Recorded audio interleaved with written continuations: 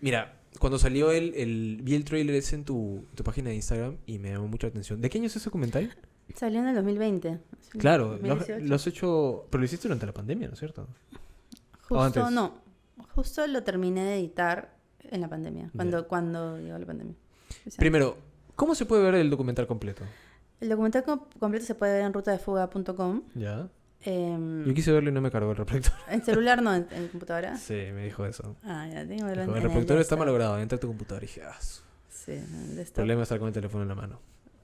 Bueno, Sí, es un documental que es interactivo, entonces tú puedes ir navegando las rutas. ok. Y hay una ruta por Brasil, otra ruta por Colombia y Ecuador. Son Sí. dos Primero, rutas. dinos de qué se trata el documental. Bueno, el yo lo documental sé. documenta Sí. la diáspora venezolana, ¿no? Ajá. Las rutas de migración de venezolanos hacia Perú. El éxodo.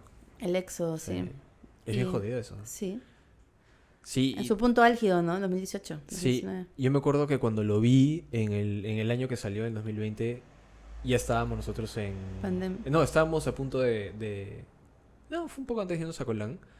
Y cuando hemos ido, siempre nos vamos en carro, casi siempre. Y en esa época era la gente caminando al costado de la autopista, la carretera, en todos los pueblos, en todas las ciudades, un montón de venezolanos, muchos que iban de norte a sur, otros que iban de sur a norte, gente durmiendo así al costado de la pista, es como... Pero era impresionante. Incluso una vez, por ejemplo, nos pasó que Lucio tenía que renovar su pasaporte y fuimos a Tumbes, porque ahí era mucho más rápido, entonces agarramos el carro, hicimos un día y vuelta, y Tumbes era una locura. O sea, la cantidad de gente que estaba en Tumbes ahí, en la calle, así, sentados en con la sus calle. mochilas haciendo nada. Mm. Ya ni siquiera pidiendo limosna, porque había tanta gente que... Sí. En los grifos era rarísimo. No sé, no sé, parecía que hacían cola para entrar a algo, como que al Banco de la Nación, qué sé yo. Era una locura. Una locura. Sí, y claro, siempre pienso, porque claro, no soy el único que he conocido gente, o sea, venezolanos que han tenido que dejar su país y todo lo que tenían por lo que ya sabemos. Pero ver a la gente en ese plan con niños, bebés, familias enteras. Claro, gente que se iba quedando en el camino porque no podía seguir. Entonces, una cosa que a mí me llamó mucha atención de lo poco que pude ver es que tiene muchas tomas distintas. ¿Tú documentaste todo o era un equipo? Hicimos 2 rutas y fueron equipos distintos, pero éramos 2 o 3 personas nomás, ¿eh? Wow. Sí, yo hacía cámara, yo hice video. A veces hice foto también, pero había una fotógrafa que se unió a la causa, y también otro fotógrafo en la ruta de Brasil. Éramos un equipo bien chiquito, ¿no? Pero mejor también porque se necesitaba bastante respeto, intimidad también, Claro. para poder acercarte. Porque como tú dices, eran familias, Además, un tú momento dices, claro, crítico, ¿no? 3 personas no es que vas a tipo un pueblo y ya, es como que... ¿Con cuánta gente se han de haber cruzado en toda la documentación? No, miles de miles, ¿no? Porque nosotros estuvimos cuando cerraron la frontera en Ecuador y cuando cerraron la frontera en Perú. Ya. Y ahí se acumuló, no sé, o sea, 20.000 personas, una cosa así, ¿no? En la frontera, que no los dejaban pasar. Y ahí se quedaron por semanas, ¿no? Entonces ahí eso documentamos. ¿Y cuál es el objetivo del documental? El documental era generar un registro, ¿no? Un registro más antropológico, por decirlo, de que pudiera balancear la narrativa de ese momento en la prensa, ¿no? Okay. Entonces se estaba cubriendo la historia, pero de una manera muy amarillista, ¿no? O sea, muy sensacionalista, ¿no? Como sucede no solo acá, ¿no? En muchas partes. Y se estaba dejando mucho el lado humano, ¿no? De quiénes eran esas personas, ¿no? Se estaba politizando mucho, cuando en verdad... O sea, en el documental nunca se habla de política. Se habla de política muy, muy brevemente. Se habla de... No, además que, como dije, ya era obvio porque estaba ocurriendo eso. Sí, O sea... sí, y era más como que, okay, cómo se registran. Entonces, por ejemplo, ahí no hay nada experimental, ¿no? Lo que hay de experimental es quizás el uso del GIF, se utilizaron algunas cosas como para salir de este video lineal que es el documental normal, no el cine, ¿no? Y poder generar algo interactivo que tú pudieras recorrer y pudieras hacer clic acá, clic allá, y tener audios y multimedia y genere curiosidad, ¿no? Entonces, al final, ese fue el objetivo, ¿no? Como que documentar esa ruta desde una mirada más horizontal de repente, ¿no? O sea, de humano a humano, generar ese registro y Y para mí creo que también en ese momento fue como que, pucha, había tanta población venezolana, ¿no? Acá en Lima también, y todavía ha cambiado mucho la cosa, ¿no? Pero en ese momento había... Mucha gente ha regresado. Mucha gente ha regresado y también la actitud del peruano ha cambiado, del limeño ha cambiado muchísimo hacia los venezolanos, porque creo que siempre, ¿no? Por el mismo discurso político general se genera esta desconexión, ¿no? Este rechazo que, o sea, cuando yo hice la ruta, lo que ves no es eso, lo que ves es gente ayudando, gente hospedando a los venezolanos en su casa, gente como que con unas historias lindas, pero la prensa que muestra, ¿no? Tal cosa, ¿no? Como siempre lo ha hecho. Pero ahora ha cambiado mucho. Claro, la prensa hizo mucho daño porque mucho daño. Había demasiada xenofobia diciendo como que delincuentes, todos son delincuentes. Como sí, que, no. ahora ha cambiado mucho, ¿no? Entonces, para mí, me acuerdo en esa época decía, pucha, con tal que vean el documental y que puedan preguntarle a alguien, oye, ¿cómo llegaste a Perú? ¿No? Y no sé si la mayoría probablemente te va a contar esa ruta, sí. Porque vinieron a pie, no a pie, sino muchos vinieron a pie, sí, pero también vinieron por tierra.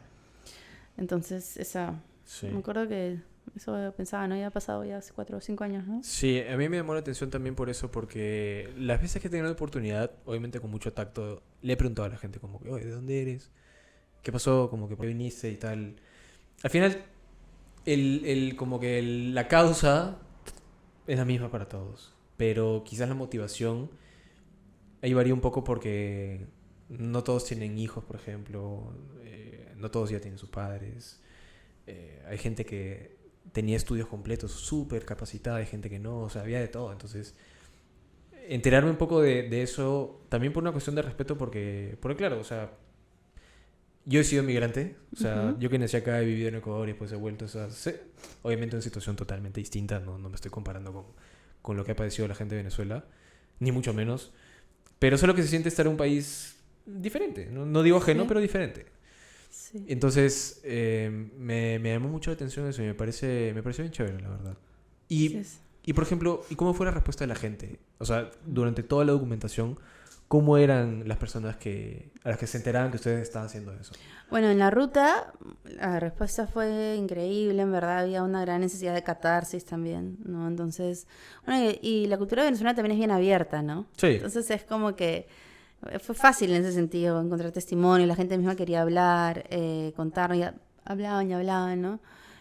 Son bien conversadores. Sí, son bien conversadores. Y aparte hay una historia que ya se ha visibilizado más, ¿no? Que es la dictadura, sí. Pero que en ese momento también hasta como que estaba en dudas, ¿no? O sea, no se decía porque, claro, era una dictadura que había opresión de los medios, sí. O sea, decías algo y te podían meter a la cárcel, lo que fuese, ¿no? O desaparecer O desaparecer. Sí, entonces, sí. había eso que estaba como que queriendo salir también, ¿no? Y nosotros siendo Perú, en un momento era una brasilera, que era la fotógrafa, yo, al ser también no venezolanos, también había, pero latinoamericanos, había no solo esa empatía que se generaba, sino también como que, oye, te voy a contar porque tú no conoces lo que hay en Venezuela porque no has sido, ¿no? Es distinto que le cuentes a un venezolano.